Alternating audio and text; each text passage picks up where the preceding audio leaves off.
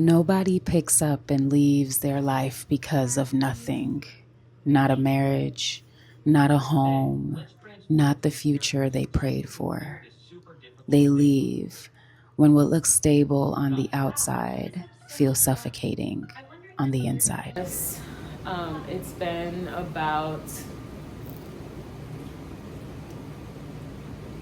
a week or maybe 2 weeks since I moved to my new place and since I escaped a very tough situation in my marriage. So yeah, we are rebuilding. I am starting from scratch. Literally, I ain't got no couches right now in the living room. There's no TV, there's no couches, and honestly, I get to just create a safe space for me and for my children when they're here, also when they're not here. I didn't leave because I was bored or wanted attention or even had something better waiting. There were secrets long before I was in the picture.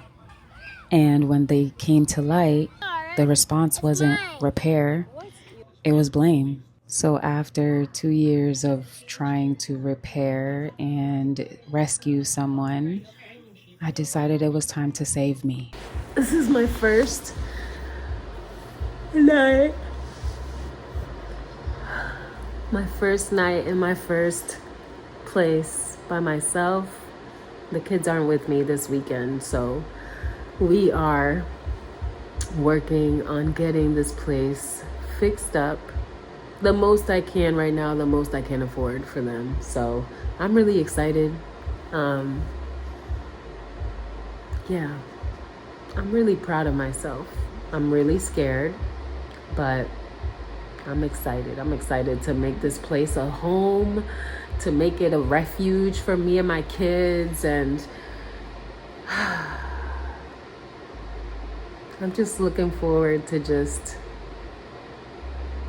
creating this new life filled with peace and love and joy and kindness and love.